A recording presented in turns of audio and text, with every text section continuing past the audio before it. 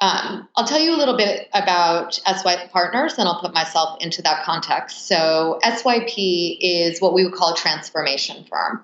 We typically work with Fortune 100, Fortune 500 companies, multinationals, large organizations, and several kind of forward-looking, progressive not-for-profits around where they need to go and what is their vision and strategy, as well as then how do they need to transform their business, their brand, their culture in order to get there.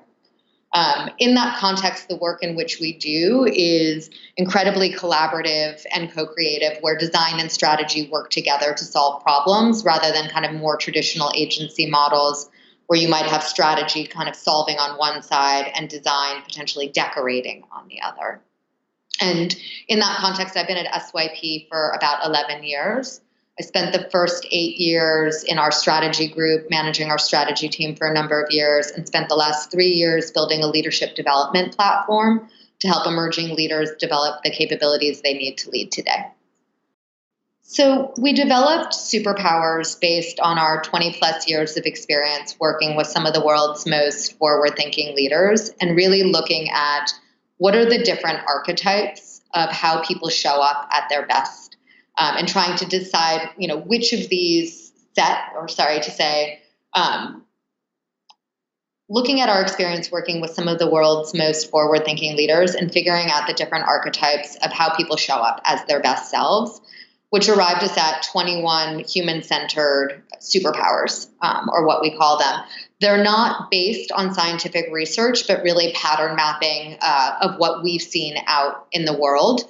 And then figuring out not only that superpower, but also the shadow side. So if you've played with superpowers before, it helps you understand who you are at your best self, as well as then thinking through what happens when you lean into that too strongly. And that's what we call the shadow side. We have people use superpowers during moments where teams are starting to form and need to understand the different people around them. It's a way to build empathy. We'll often use it during projects at a kickoff moment, or if we're doing work with a team to help them figure out how to work better together, or as part of other ongoing learning and development programming that we'll do for organizations.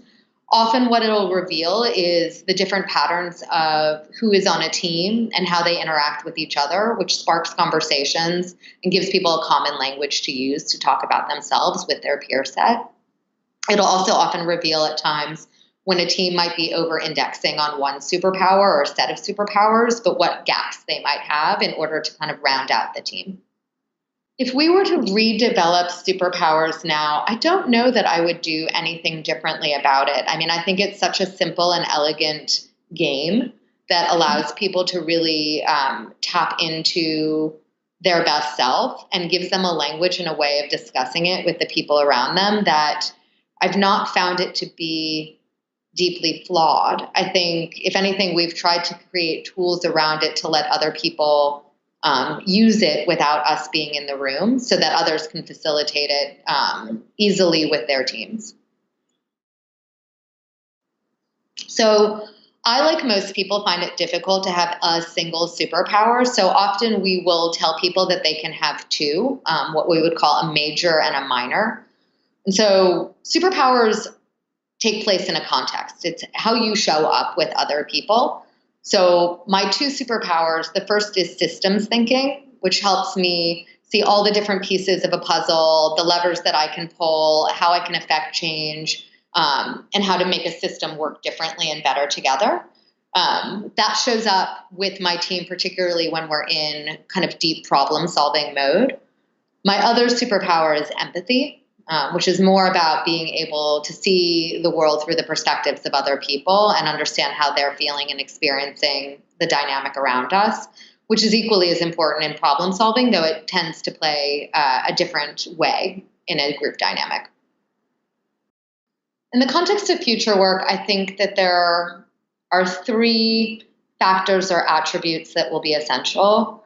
The first would be around collaboration. I mean, we're moving away from silo-based ways of working where people with the same types of pedigrees and mindsets solve problems together to much more mission-based collaborative ways of working where you need to convene a diverse set of perspectives and people in order to collaborate to solve a problem. In that, I would say, is the second factor, which is the notion of belonging. So if you want to create collaborative teams that are full of diverse sets of people, you need to create culture and community of belonging, where everyone feels like their voice is valued and their contribution is essential to that group, which is as much about empathy building as it is about relationship making, vulnerability, and the like. And then the third factor I would say within that is flexibility. So when you want to invite people to show up as their whole selves to work, to bring that diversity of perspective to bear in order to collaborate to solve more complex problems, the reality is people need different ways of working. Not everybody is best designed to work 9 to 5, 9 to 6. Some people have children, some people have hobbies, some people work part-time, work remotely. And being able to figure out more flexibility in terms of the ways of working that allow everyone to kind of do their best work in a way that allows them to be 100% present for not only work, but the rest of their life. Work. I think somewhere along the way, work became something that simply was about the labor of something and that it was hard. I also think the industrialized world had us all working in certain ways that played to the average.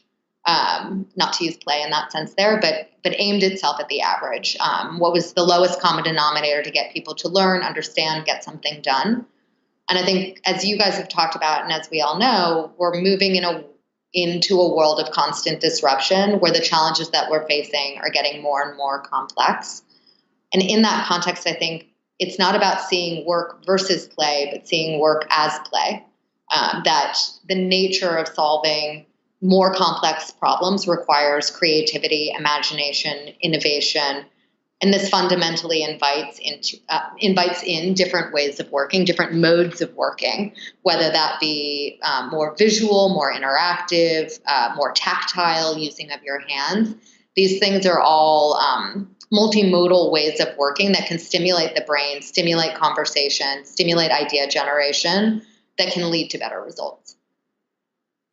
Yeah, I mean, I think the nature of the work that I've done for almost all of my career has been collaborative by nature, which means bringing together an ensemble of people who aren't all the same and don't see things the same ways. And I think the ways in which we work are more play-oriented than what I think we historically thought of in the context of work. So very little of the work that I do is sitting at a desk with my head in a computer, but much more about drawing, sketching, using whiteboards, going outside into the world, getting inspired by what other people are doing, bringing in elements of exploration, bringing in elements of role-playing in order to build empathy for other people, and other exercises that feel less and less just in the world of play, but feel more fundamentally as part of the world of work.